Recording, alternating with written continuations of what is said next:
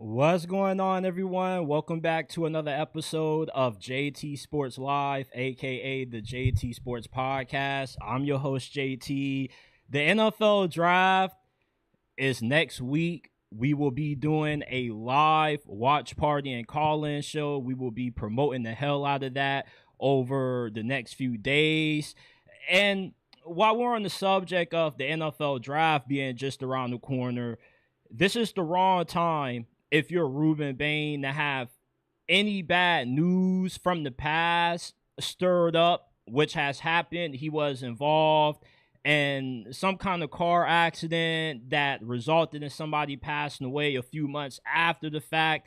However, in the court of law, the charges were thrown out. He wasn't found guilty of any wrongdoing, but you know how it is in today's society. Even if you're innocent in the court of law, you could still be proven guilty in the court of public opinion. And we're going to dive into how the latest news around Reuben Bain is going to impact his draft stock. Is he going to fall entirely out of the first round?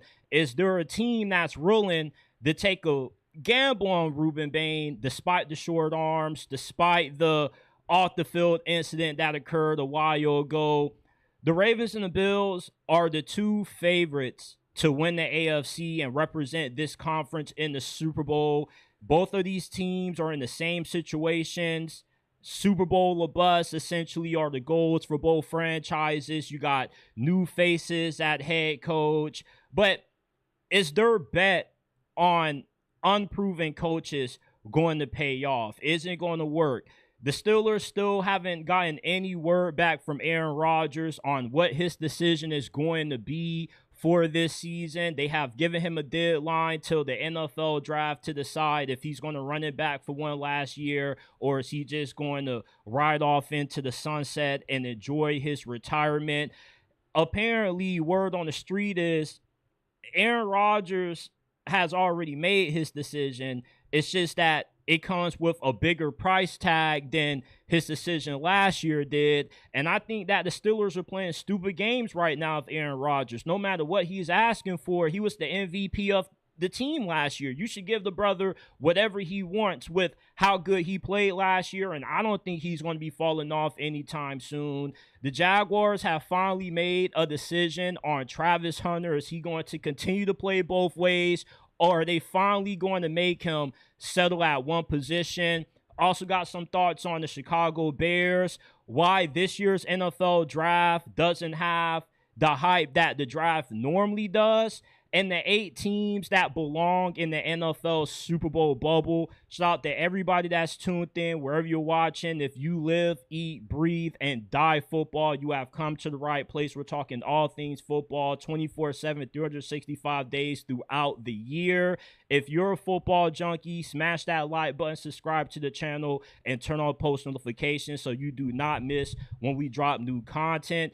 We are not just a YouTube channel. If you didn't know already, we are a podcast. You can find this episode along with all of our previous ones in audio format on all podcasting platforms, Apple, Spotify. The links are down in the description below. If you enjoy the content, you want to support the grind, all we ask is that you take less than 5 seconds out your busy life and give us a 5-star review. The links are down in the description below. Follow us wherever you are on social media. You can find us at JT Sports _ Instagram, X, TikTok. We like to post bonus content and interact with you guys in the DMs. We take potential questions to be answered on a future episode. Go ahead, follow us on Instagram, X, TikTok, all social media platforms is where you can find us at JT Sports _ Shout out to everybody that's tuned in. Let's dive into it. One thing about the NFL, it doesn't matter what you did, how long you did it, when you did it, they're going to find any dirt that you have, no matter if you have some dirt from elementary, middle school, high school, yesterday, 20 years ago. The NFL just is the king at finding out everything about you. And unfortunately, some bad news came out about Reuben Bain. Allegedly, 2 years ago, he was involved in some kind of car accident that resulted in the fatality of the person he got in this accident with passing away. But in the court of law, Reuben Bain was found innocent of any wrongdoing. The case got thrown out. But in spite of Reuben Bain being innocent in the court of the legal system, he still is found guilty in the court of public opinion, which I feel is incredibly unfair. I feel if you're a player, if you're proven innocent in the court of law, then it doesn't matter what anybody's public opinion is about you. It doesn't matter if you feel he was responsible or not. If the guy went to court and he was proven innocent in the court of law, then you can't hold it against him. It's fucked up how people go to court and yet they end up winning their case and they still get viewed as if they were guilty of what they were accused of in the court of public opinion. It's the same thing they did to Michael Jackson.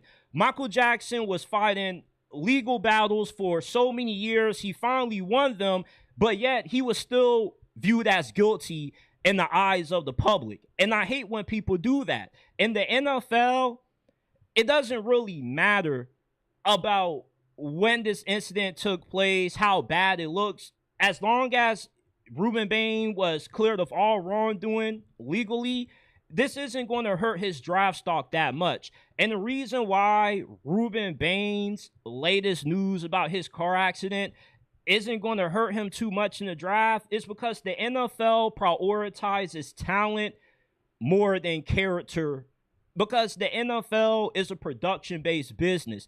They don't need you to be a perfect person. All they need you is to be available to play on Sundays. If you're a good player, as long as you're not killing nobody or you're not beating on anybody during the off season, they could really care less about what you do in your personal life off the field. Because at the end of the day, there are more than just NFL head coaches whose jobs are on the line. You have assistant coaches who are getting barely making above minimum wage, whose livelihoods, their ability to provide for their families, put food on the table, pay the bills, keep the lights on, keep a roof over their heads, is dependent upon the performance of the players on the field.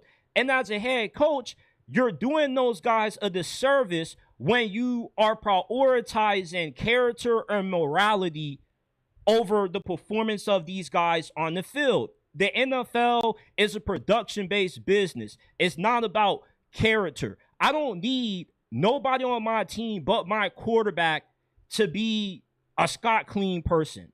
I don't need players on my team to be necessarily the best people as long as it's not my quarterback. Because since my quarterback is the face of my team, I need him to have a Scott Clean image. I need him to be Mr. Perfect. Everybody else, it doesn't really matter. The media isn't talking to receivers, defensive tackles, edge rushers, corner, every press conference. They're mainly talking to the head coach and the quarterback. And occasionally they'll talk to a few star players here and there.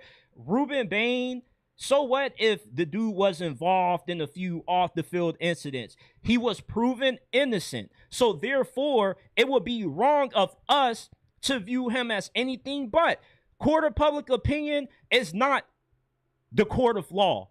So if Reuben Bain was cleared of this and he hasn't faced any penalties from this, then it shouldn't hurt him too much. Reuben Bain hasn't had any other off the field incidents outside of this. He's not a character red flag. The only red flag you have about Reuben Bain is how his short arms is going to impact his potential at the next level, which I think that the short arms with Reuben Bain is not going to mean too much, because we've seen Reuben Bain dominate some of the best offensive lines in college football. We've seen Reuben Bain dominate offensive linemen that are going to be starting in the NFL. So if he's dominating college offensive linemen that are going to be future NFL starters, what's going to be the difference against him going up against guys that have been doing it for 5-6 years when he already was doing it against guys that are going to be doing it for a very long time? Reuben Bain is already battle tested.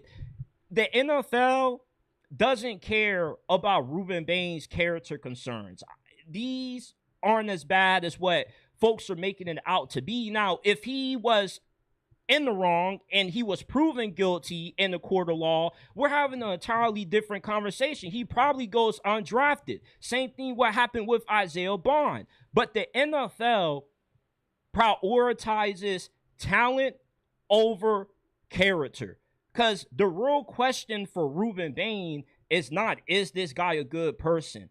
We know that Reuben Bain is one of the best players that Miami had in that program over the last couple of years. First man in, first man out the building. One bad decision, one misjudgment doesn't define the person. I'm not defending what happened. I'm not making excuses for Reuben Bain. I'm judging this situation based off what the outcome was. And what the outcome was is he was cleared of any wrongdoing. So I'm not finna act like he did it when he was proven innocent. That's just wrong.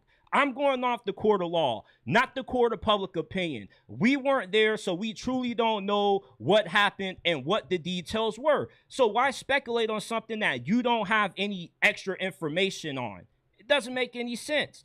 I think what does make a lot of sense, though, thanks to the leaks that have come out about Reuben Bain, is the Dallas Cowboys are going to be able to get their biggest wish granted by getting one of the best players available on defense, since Reuben Bain, the short arms, and what has came out about the accident that he was involved in is going to help the Cowboys get one of the best players from this draft without even having to trade up the farm to get him. The Cowboys were already trading, were already planning on moving up to a top 5 position or higher so they can put themselves in a prime spot to walk away with a blue chip prospect on defense out of this draft. Now, with what's come out about Reuben Bain, all it does is make Jerry Jones and the Cowboys front office rub their hands like Birdman. Now they're like, perfect. We already were looking for a top tier pass rusher.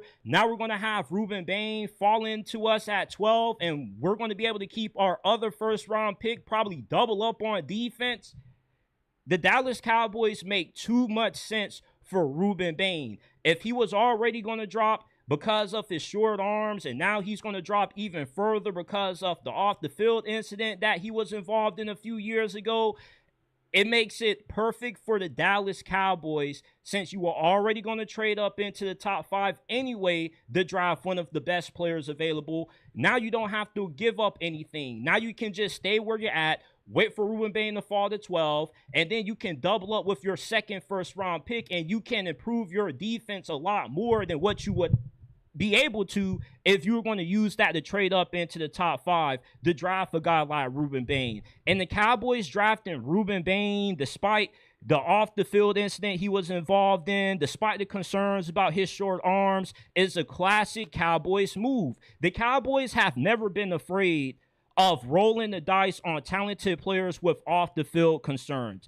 They traded for George Pickens last offseason. Look how that worked out for them. Now they got him on the franchise tag. Des Bryant had character concerns coming out of college. Alden Smith, when he got kicked out of the league for a few years and he came back, he was reinstated. The Cowboys were one of the few teams that gave him a second shot in the league.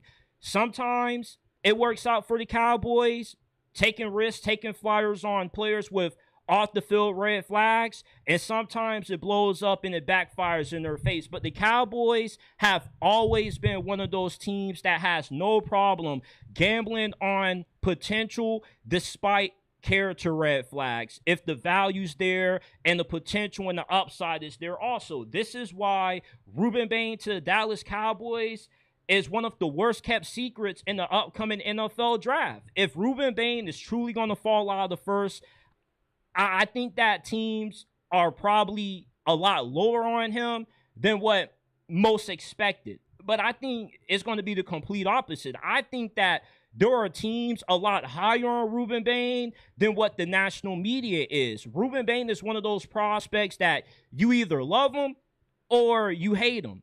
And I think there's more teams that love Reuben Bain that are willing to roll the dice despite the limitations with his arm length, despite the off-the-field incident that he was wrapped up in 2 years ago, because the NFL is a production-based business. If you're a good player and you can't perform, there are a lot of character flaws that teams are going to throw underneath the table and act like they're not there. Because if you're a good player and you help the team win, that matters a lot more in the NFL than just simply being a good person.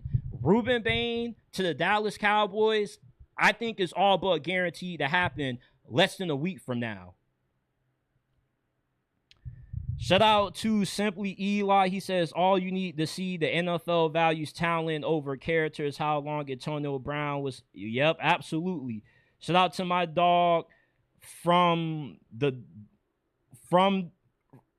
shout out to Dog 904. He says, my brother go crazy. Shout out to my dog, man. Shout out to M Spark. Shout out to everybody that's tuned in. If you haven't already, smash that like button, subscribe to the channel. We're talking NFL, college football, 24/7, 365 days throughout the year. If you're a football junkie, make sure that you get your daily football fix in and you got post notifications turned on. You're subscribed so you don't miss when we drop new content.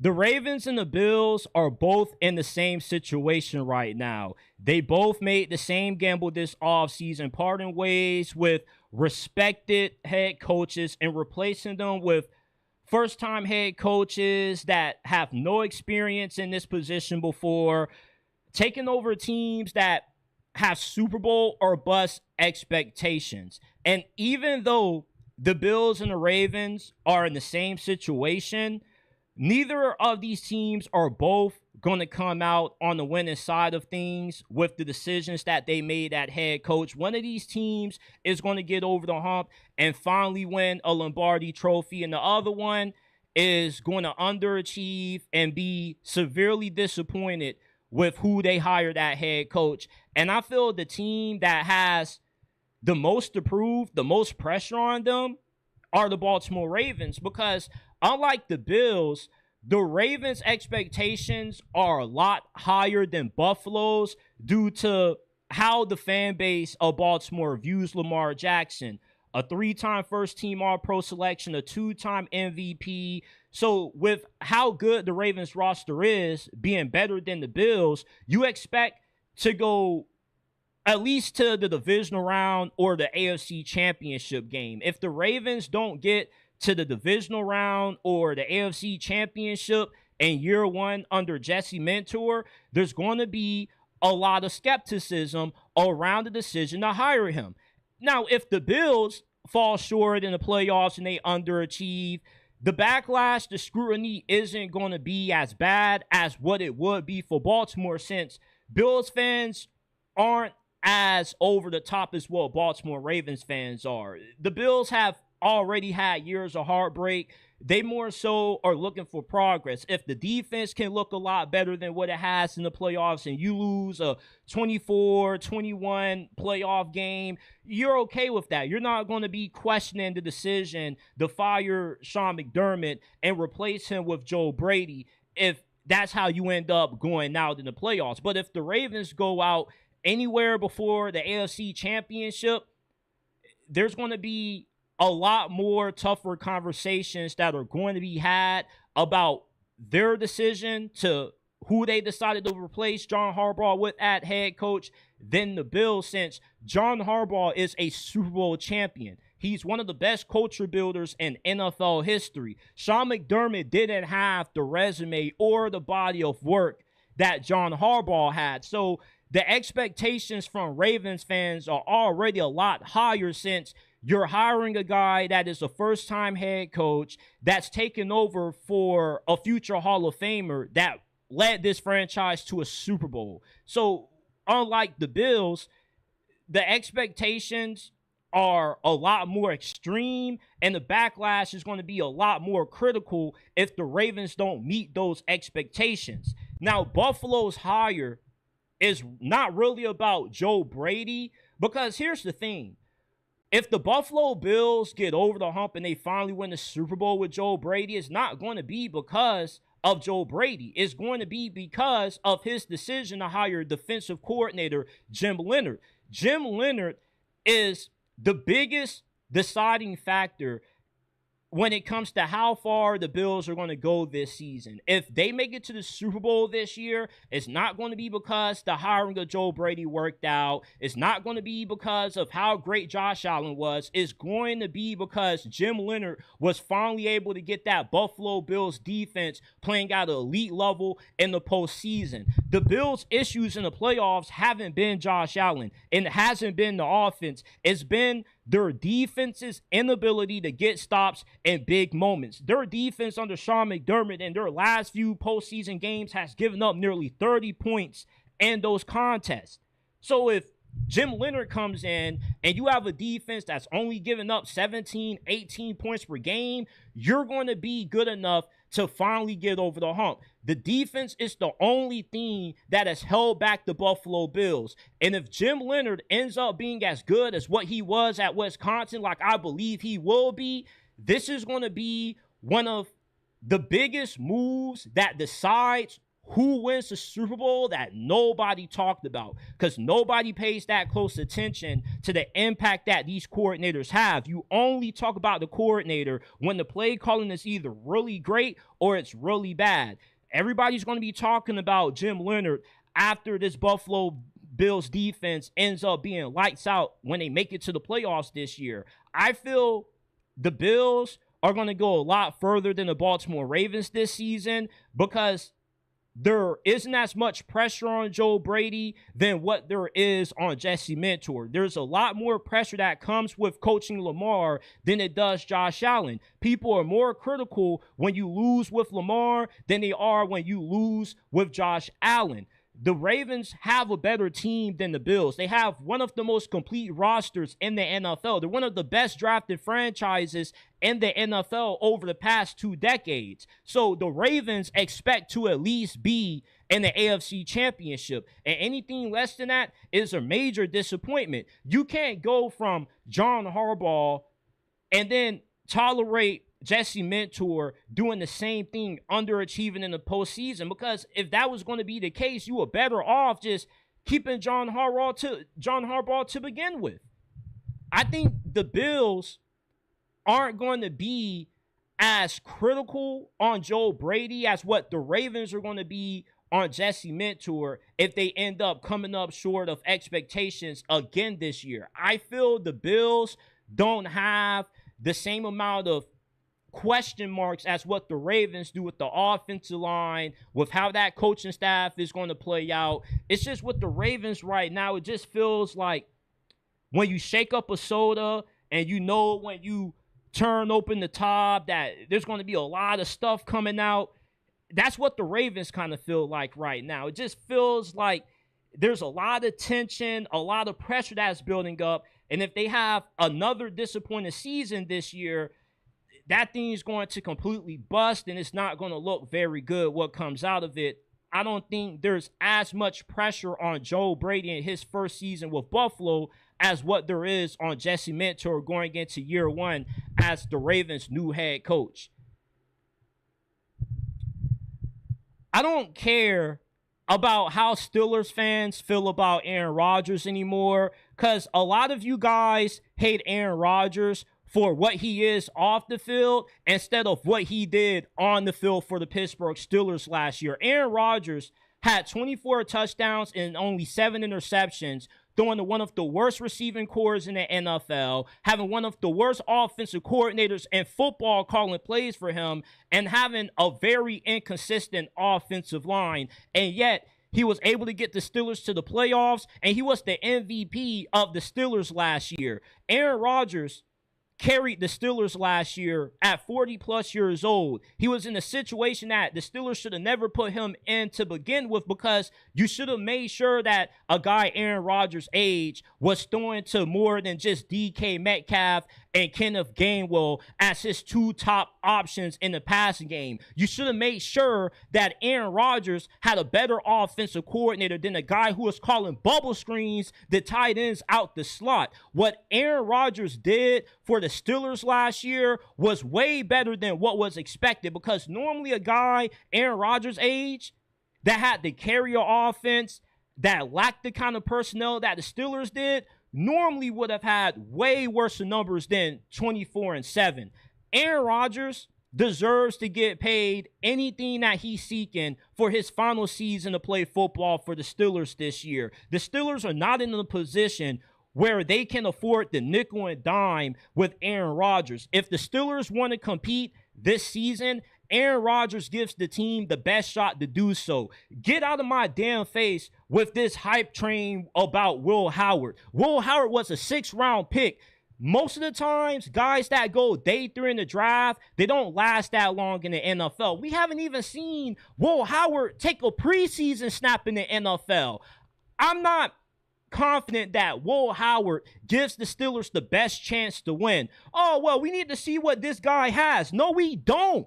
Do you care about winning, or do you care about tanking for draft picks? Something that the Steelers don't need to do. The Steelers are the gold standard of the NFL because they are the model of consistency. The Steelers have had the longest streak in the NFL without a losing season. What makes the Steelers the brand that they are is because they're blue-collar.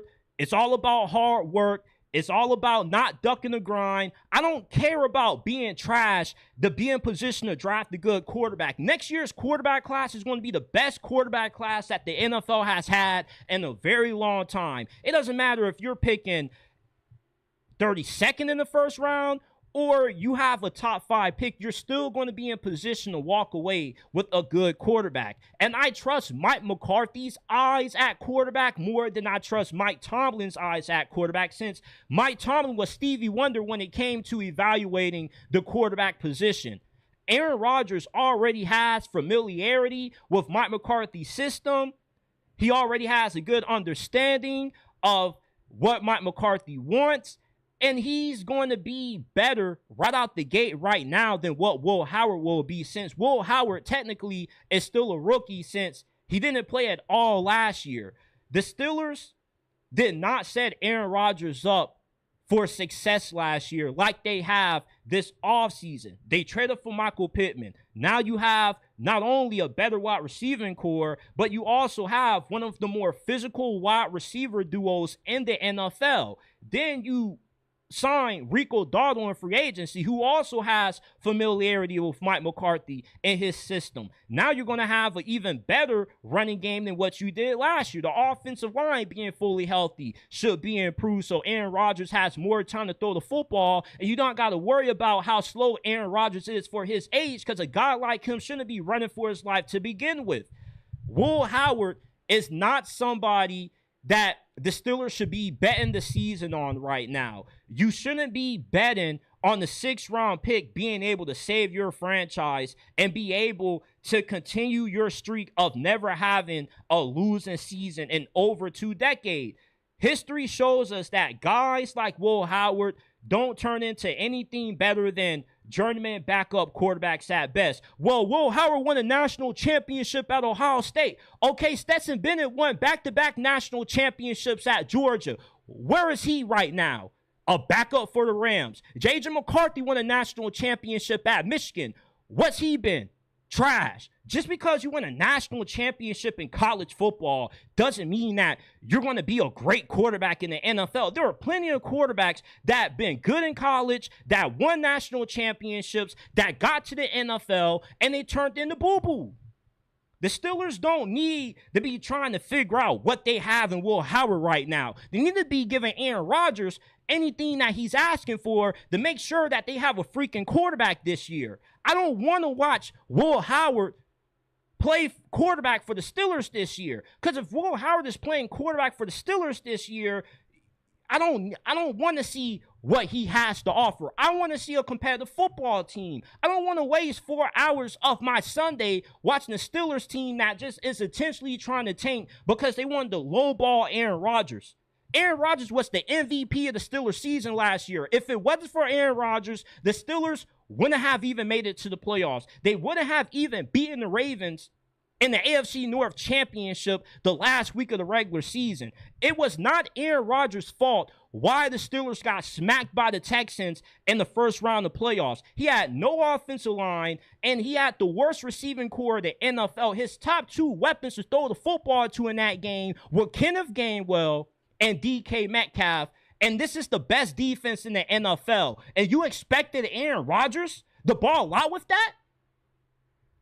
And a lot of these Steelers Facebook groups that I'm in, I already got kicked out of a few of them because they don't appreciate my colorful vocabulary and language. But it's just the truth. I'm tired of Steelers fans trying to hype up anybody at quarterback. We are the freaking Pittsburgh Steelers. We are one of the gold standards of the NFL. When you talk about teams that have made the NFL what it is, the Steelers are one of them. The Steelers are a prestigious brand when it comes to the NFL. You cannot talk about the story of the NFL without mentioning the black and gold. And when you have a franchise with this much tradition, you can't just be throwing whoever at quarterback because we got to see what he has. We see what Will Howard has when he's throwing the ball in training camp and when he's suiting up in the preseason. But if the Steelers are actually trying to see if they can actually win a freaking playoff game for the first time in over a decade, then I think that they need to pay Aaron Rodgers what he's asking for.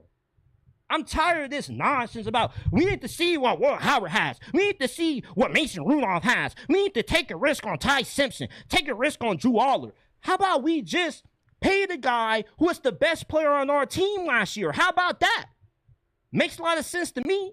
Oh, well, he's 40-something years old. And he was still looking pretty good out there despite throwing the randos when DK Metcalf got injured, despite having to rely on Kenneth Gainwell in a few games when DK was suspended as his top receiver, with his second best option being a 5'9" Calvin Austin out the slot. Come on now. I really don't understand how some Steelers fans can watch Aaron Rodgers carry the team on his back last year, despite how bad the offensive personnel was, and say, yeah, we need to give Will Howard a shot. Are you kidding me? Pay that man. Playing games with Aaron Rodgers, bro. Shout out to my guy, M. Sparks. Greatly appreciate you with the $5 donation. He says, Pittsburgh Steelers for life. Salute JT Sports. Hey, salute to you. Salute to everybody that's tuned in. Make sure that you smash that like button. Make sure that you are subscribed so you don't miss when we drop new content. And check out the podcast. Give us a 5-star review. You can find this episode along with all of our previous ones on all podcasting platforms, Apple, Spotify. The links are down in the description down below. The Jaguars allegedly have made the decision to fully commit to making Travis Hunter play cornerback for this upcoming season. This is a bad decision by the Jaguars. The Jaguars should have traded up the farm to draft Travis Hunter second overall if they were just going to give up on the Travis Hunter two-way experiment this early. You traded up to draft Travis Hunter second overall because he was a unicorn, not because he was a good cornerback prospect. You could have drafted a good cornerback later on in the draft without trading up the farm to get Travis Hunter. The Jags traded up for Travis Hunter because he was supposed to transcend the game of football. He was supposed to be the NFL's version of Shohei Ohtani.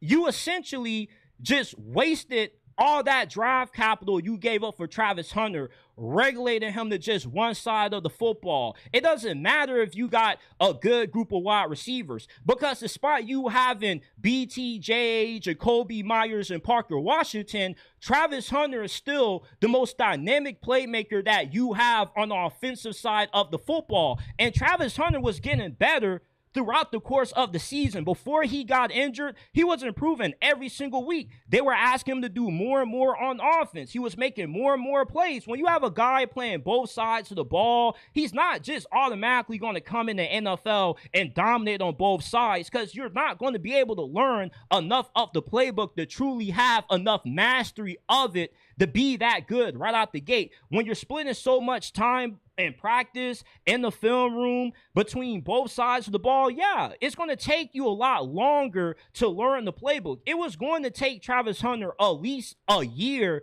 to master the Jaguars' offensive and defensive playbooks. When the Jaguars drafted Travis Hunter, they drafted him to be the full package, to play both receiver and corner, not just to be regulated to play on one side of the football. He got drafted second overall because he can impact the game in a way that nobody else has the ability to, because he can score on you and he can also shut you down on the other side of the ball. And you gave up all this draft capital because of Travis Hunter being a unicorn. Now, after one season, you're just going to give up on it? You can't do that. Travis Hunter needs at least 2 years being able to play both sides of the football for us to get a big enough sample size for us to truly know if he can play both sides of the football in the NFL. This guy didn't get injured because he was playing both ways. He got injured in practice. So Travis Hunter has shown the ability that he can play both ways in the NFL at a very high level. We just haven't been able to see him do it for the entirety of a season because it got cut short last year due to the injury that he suffered in practice. The Jaguars are not giving the Travis Hunter experiment enough time.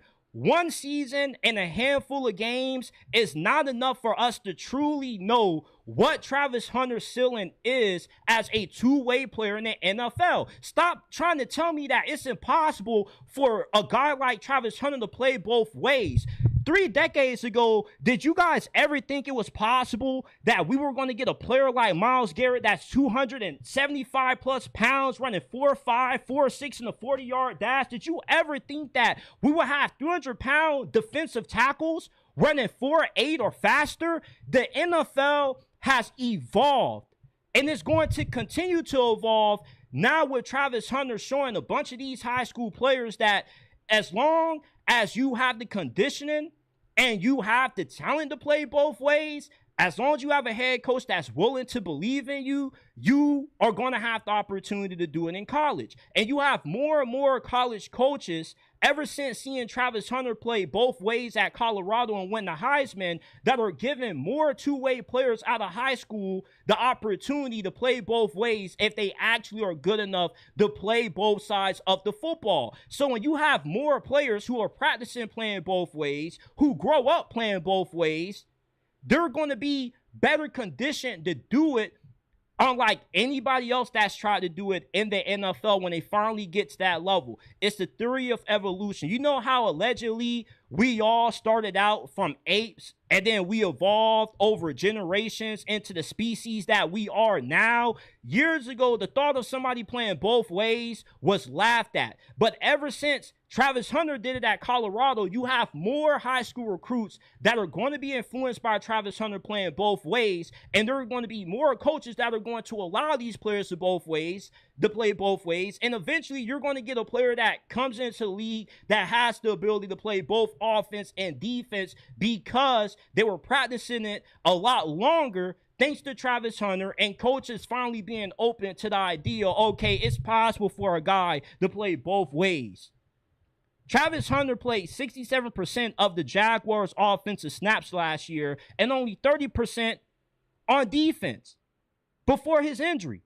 So the Jaguars were giving Travis Hunter some pretty good playing time on both sides of the football, and he was pretty good both ways. He was a lot better at corner than he was receiver, but we knew that Travis Hunter wasn't a finished product at receiver. We knew he wasn't the most polished route runner. We only gave him a shot at receiver because we were like, in year one, he may not be that good running routes, but he's a 1% athlete, and we saw that.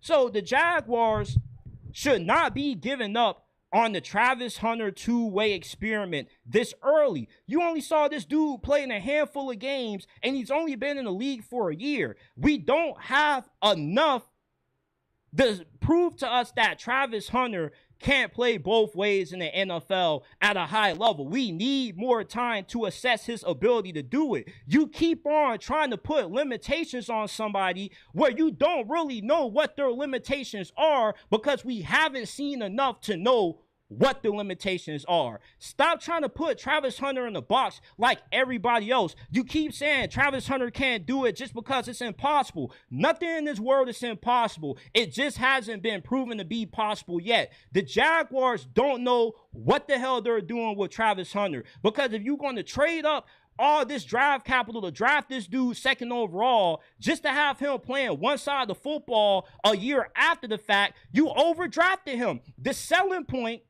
for trading up for Travis Hunter was that you're not just getting a corner, you're not just getting a receiver, you're getting a weapon that, unlike a quarterback, can impact the game unlike anybody else because he's playing both sides of the ball. James Gladstone came out and was glazing Travis Hunter after they made the decision to trade up for him, said that he was going to transcend the league. He was going to be a trailblazer. Now you're going back on that, James Gladstone? The Jaguars are giving up on Travis Hunter playing both ways way too early, man. You know, nobody seems to realize right now that the Chicago Bears are the new kings of the NFC North. So I was on Hard Rock a few minutes ago before I got up on here, and I was just looking at who are the favorites to win each division a week before the draft.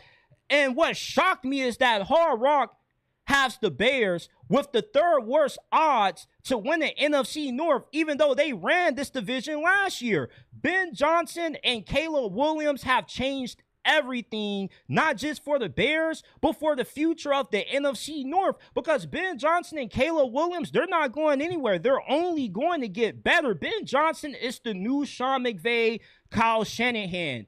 He's the new innovative offensive guru. And that showed last season because the Bears went from having one of the worst offensive performances in the league in 2024 to having one of the best offenses in the NFL in the span of only one season due to the brilliance of Ben Johnson. Caleb Williams, if he was as good as what he was last year in his first season under Ben Johnson, the sky is the limit for how good Caleb Williams can be in his second season under Ben Johnson. Caleb Williams could win MVP this year. Caleb Williams is only going to get better the more he continues to get comfortable in Ben Johnson's offense and the more Ben Johnson continues to build his offense and tweak it around the skill set of Caleb Williams. Caleb Williams' growth is a big reason why Chicago had the season that they did last year, and Caleb Williams' potential is the reason why Chicago is going to be running the NFC North for the next few years. The Chicago Bears, not only do they have the best offense in this division, but they have the best quarterback in this division. I'm taking Caleb Williams over Jared Goff. I'm taking him over Kyler Murray. I'm taking him over Jordan Love. Caleb Williams will be an MVP candidate this year. And you already have a strong offensive line. We know the run game is still going to be really good. And you're completely stacked with the group of receivers and tight ends that you have Caleb Williams throwing the football to. DJ Moore was an obvious trade candidate for the Bears going into this offseason because they didn't use him that much last year because they had too many mouths to feed. You got Luther Burden. You got Colson Loveland. You got Cole Kmet. You got Rome Odunze. There was no room for DJ Moore. So you could afford to get rid of him because you just had too many dogs. And when you have too many dogs in the same house, they end up fighting over territory. So that's why the Bears got rid of DJ Moore. While the Bears continue to get better, their biggest competition for the NFC North is getting worse. The Detroit Lions are getting judged for what they were a few years ago when they lost in the playoffs in the NFC Championship, and they're not being judged for their current state right now, which is on the decline. Not only has the Detroit Lions offensive line taken a few losses, but they lost David Montgomery. And you're replacing him with Isaiah Pacheco? Well, we didn't need David Montgomery, JT. We got Jahmyr Gibbs. You're going to miss the physicality that Jahmyr Gibbs, that David Montgomery brought to the Detroit Lions rushing attack. Jahmyr Gibbs isn't a guy that you're going to hand the football off to on 4th and 1 up the middle to keep the drive alive, to keep moving the chains. You're not finna put Jahmyr Gibbs in on 4th and goal, 1 yard shot. He's not that kind of back. Now, he does have power in his game, but he's not a David Montgomery. That's why they had the nickname that they had, Sonic and Knuckles, because their playing styles complemented each other. And now without David Montgomery, your offense loses an edge. I also don't like the Lions hiring of offensive coordinator Drew Pretzing. He was not that impressive when he was calling plays for the Arizona Cardinals last year. And their defense can't stay healthy, and they keep on signing and drafting injury-prone players. The Green Bay Packers have lost a lot of key starters in free agency, and the Green Bay Packers were already supposed to be a lot better than what they've been these last few years, and they've kind of come up short. The Detroit Lions and the Green Bay Packers are not as good as the Chicago Bears right now. The Chicago Bears run the NFC North. Last season was not the peak for the Chicago Bears under Ben Johnson and Caleb Williams. It was just the beginning. It was just a stepping stone for what's to come in the foreseeable future. The Chicago Bears have a better shot winning the Super Bowl this year than what the Lions and the Green Bay Packers do. Because when those teams get into the playoffs, their quarterbacks don't show up in the big moments when the lights are the brightest and palms get sweaty. Caleb Williams does, though. There's a reason why they call that boy the Iceman. Because every time when the game is on the line, that boy comes up clutch. He's probably the clutchest quarterback in the NFL right now. When I watch Caleb Williams, I feel like I'm looking at a modern version of Tom Brady, because Tom Brady was the only quarterback that had ice in his veins every time that game was on the line. You put the ball in his hands, you knew Tom Brady was going to come through, and the same thing is true about Caleb Williams. So if Ben Johnson and Caleb Williams are still living in the Windy City, the Chicago Bears aren't going anywhere as far as remaining the kings of the NFC North. You keep judging this division based on what happened 3-4 years ago, which is odd because the Chicago Bears didn't have Caleb Williams and Ben Johnson 3-4 years ago. The Chicago Bears, what they did last season was not a fluke. It was just the beginning for what they're going to continue to do, and then some, with the relationship that Ben Johnson and Caleb Williams are building.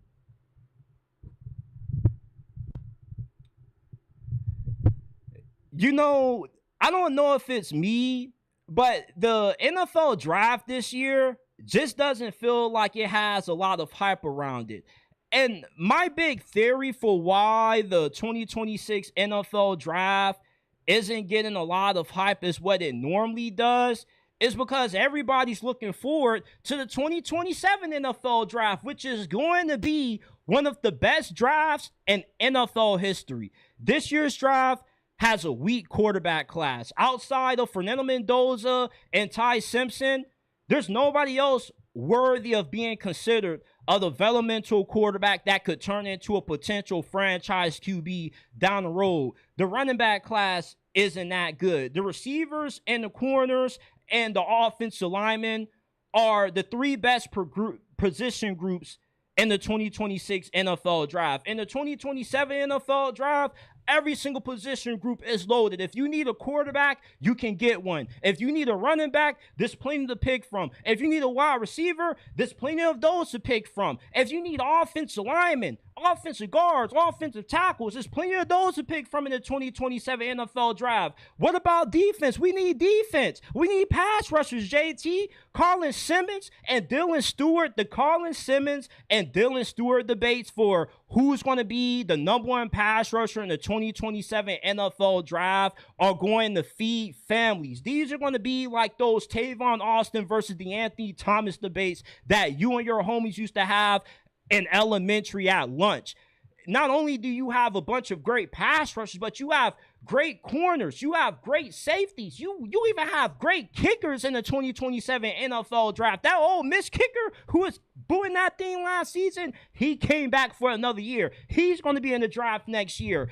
Whatever position you need is going to be available for you in the 2027 NFL draft. The 2027 NFL draft next year is going to be the equivalent to having an all-you-can-eat buffet at Golden Corral. Any position that you need to address, you're going to be able to because there's so much talent. There's so much depth in next year's draft. There are going to be players in the 2027 NFL draft that don't go in the first round that would have been first-rounders this year. And I haven't even talked about the quarterback class. There are only 2 solid quarterback prospects in this year's QB class. There's about 6, 7 of those guys next year, from Arch Manning, Dante Moore, Jaden Mayava, Julian Sayin, Sam Levitt, Darian Mensah, Lenore Sellers. The list just goes on and on and on. And this isn't one of those, we always hype up the draft class after next. The draft class after is always supposed to be the next one. No. People have been waiting on the 2027 NFL draft for going on 3 years now. This draft class has been getting hyped up for a very long time. There's a reason why there's not as much excitement for this year's draft coming up as what there is for the draft that's a year away from now. Because you're going to have guys like Jeremiah Smith, Colin Simmons, Arch Manning being debated for who should be the first overall selection. You don't have guys like Jeremiah Smith that come around every so often like this. Jeremiah Smith is the greatest receiver prospect that God has ever put on this planet. He's a better receiver prospect than Randy Moss, Jamar Chase, Justin Jefferson. He runs routes like he's Devontae Adams. And what he does after the catch, he runs the football like he's Barry Sanders. And do you see this guy's size? He's built like a linebacker playing receiver, but moves like he's Tyreek Hill, though. I mean, Jeremiah Smith, you talk about a dude that was created in a lab. You talk about a video game created player in IRL. It's Jeremiah Smith. He's one of those few receivers that has the ability when he's on, he can win you a game. You know how people were getting on the Cincinnati Bengals because they drafted Jamar Chase over Penei Sewell. Well, you drafted Jamar Chase.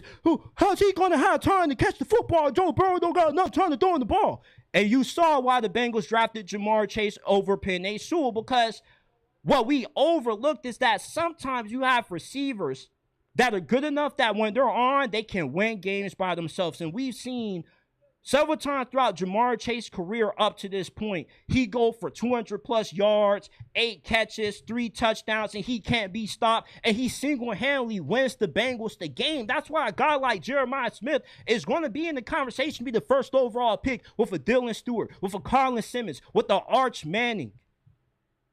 The 2027 NFL draft is the reason why nobody cares about the draft this year. Because next year's draft has way more star power than what you have right now. This isn't just 1 or 2 players being propped up.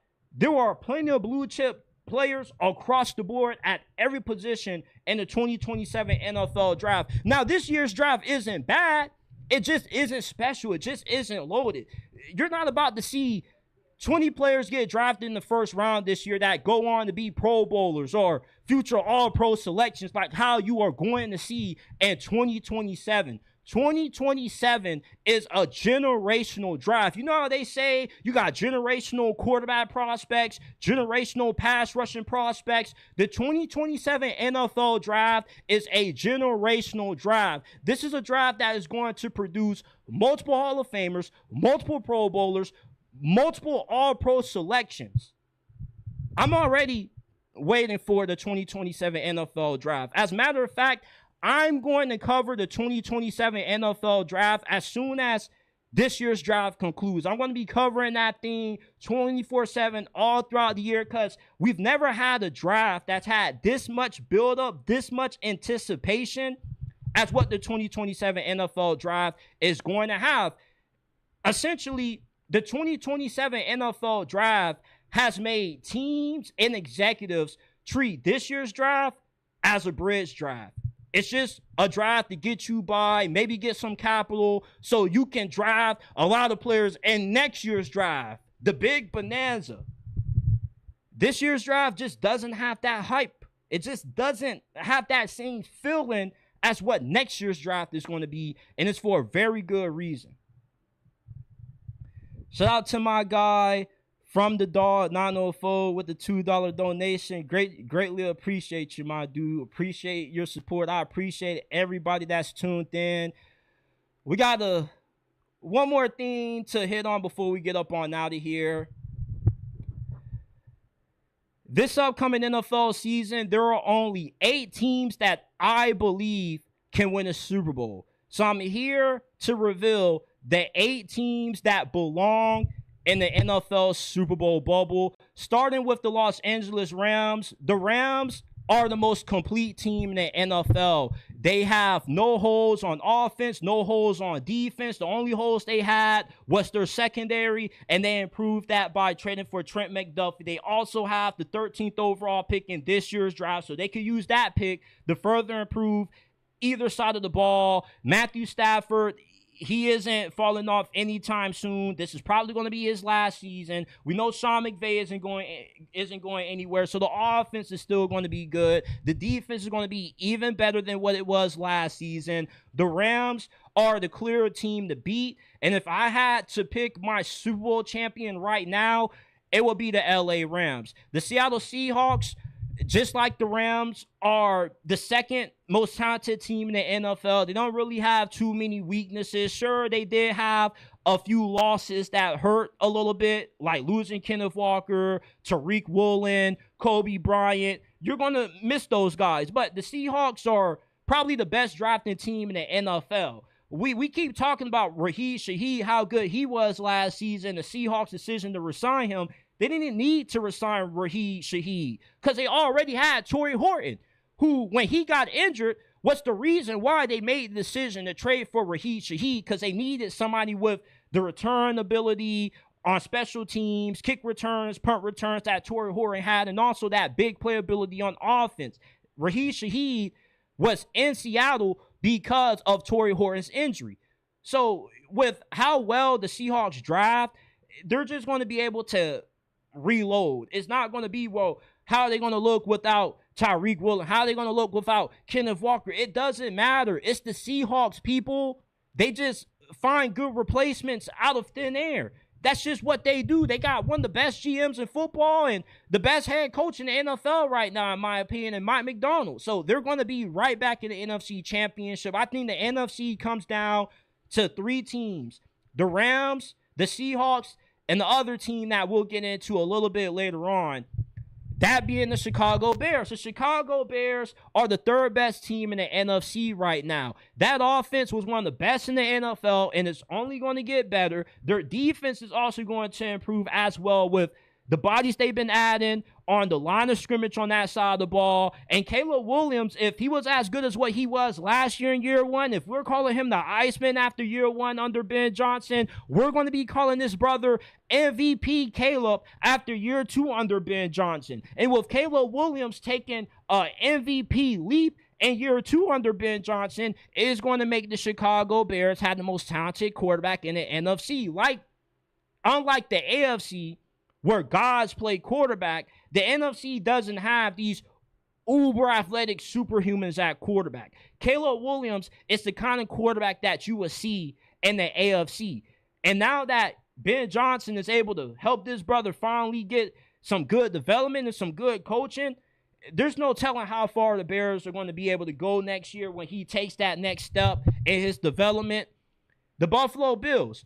One thing about the Buffalo Bills is that despite how good Josh Allen is going to be, the concern and the reason why they haven't gone far in the playoffs has been that defense, which gives up nearly 30 points per contest. You don't got to worry about that anymore because Joe Brady hired Jim Leonard as his defensive coordinator. And if you're a Buffalo Bills fan, and I can't stress this out enough, and it disappoints me how my Jim Leonard videos don't get no views at all, because if the Buffalo Bills get over the hump this year, I'm telling you guys, I'm willing to bet money it's going to be because Jim Leonard has that defense playing elite in the postseason.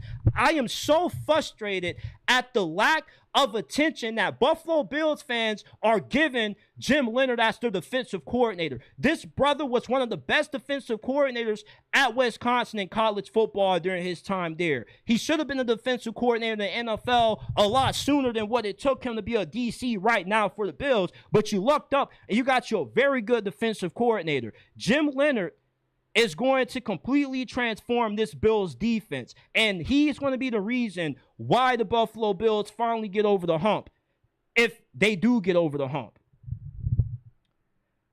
The Baltimore Ravens, just like the Buffalo Bills, they have a great roster, they got a great quarterback, but is that defense going to look good in the playoffs? Are the Ravens not going to beat the Ravens in the postseason? That's the difference between Joe Brady and Jesse Mentor, the challenges that they have to face. Jesse Mentor has to get Lamar Jackson to stop getting into his head, to stop overthinking it, and just play the way that he does in the regular season and the playoffs. Joe Brady, on the other hand, he has to figure out that defense. We know that Ravens defense is going to be whooping some butt this year. It's just, can the Ravens stop beating the Ravens this year? They are one of the best teams in the NFL. You got to give them that. The Denver Broncos. Now, either the Bears or the Broncos are one of the teams that folks feel are going to regress due to the fashion that both of these two teams won last year. They were in a lot of close games. They were in a lot of ugly games. But the Broncos only got better. You add Jalen Waddle to an already good offense. Yeah, they're going to take that next step. And they also have a new play caller. For the first time in his head coach career, Sean Payton would not be calling plays. They have promoted Davis Webb to be their primary play caller, which he got a few of head coaching interviews. He also got a few offensive coordinator looks. So that's why they wanted to make this dude the coordinator so they could keep him around. And Sean Payton wouldn't make Davis Webb his offensive play caller if it wasn't for a very good reason. So there's a lot of respect for Davis Webb, and you got to think that he's going to be able to take this offense up a few notches, especially Bo Nix, who hasn't been bad, but hasn't been good either. He just has been very hot and cold throughout his 2 years in the league so far. Some games he looks like an elite quarterback, and other games he just looks like an average, slightly above average quarterback. The Los Angeles Chargers, they got Mike McDaniel. That's their biggest move of this offseason. This is the move that is going to determine how far they can go in the playoffs this year. Justin Herbert, we already know how he has struggled in the playoffs, how he has saved his worst football for last. Mike McDaniel, with his scheme, with his offensive prowess, he's going to be able to have Justin Herbert playing his best football, and we'll see the best version of Justin Herbert in the playoffs with Mike McDaniel being the Chargers' new offensive coordinator. I'm not worried about the loss of Jesse Mentor as the defensive coordinator, because one thing about the Harbaugh brothers, Jim Harbaugh, mainly, he has a very good eye for assembling a good coaching staff. He has a very good eye for hiring good coordinators. He doesn't get it wrong at coordinator that often. And lastly, I got the Houston Texans. The Houston Texans are the biggest dark horse Super Bowl contender in the NFL this year. You heard Kyle Shanahan at the Super Bowl. He said that there were only two defenses that were good enough to win a Super Bowl by themselves, as long as the quarterbacks didn't F it up. That were the Seahawks and the Houston Texans. And why did the Seahawks make it to the Super Bowl and not the Texans? Because like Kyle Shanahan said, these are defenses that are good enough to win Super Bowls by themselves if the quarterbacks didn't F it up. And unfortunately, Coleridge Bernard Stroud effed it up. If he was a lot better, the Texans would have been in the Super Bowl. Well, I think this year, C.J. Stroud, Coleridge Bernard Stroud is going to shake back. You got Tank Dell back with Nico Collins. You also had some really good young receivers that stepped up as rookies last year. They're going to be going in a year or two.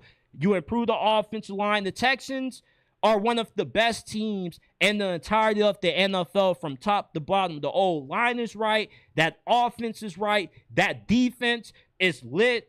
The Texans, I think they're going to be going up against the Buffalo Bills for the AFC Championship this year. And these are the only 8 teams that I believe can win a Super Bowl this year. This is it for this episode of the JT Sports Podcast. I appreciate you guys for tuning in. If you enjoyed this episode, you're in for a treat tomorrow. If you love college football, boy, we got a hell of a show planned. From Steve Smith calling out Georgia's offense, from Indiana was last year's the peak, was 2025 the best that we'll see Indiana be under Kurt Cignetti. We got a lot of good stuff on deck for tomorrow's live stream, so make sure that you're tuned in. Make sure that you're subscribed. You got post notifications turned on so you don't miss when we drop new content. And I will see you guys tomorrow, same time,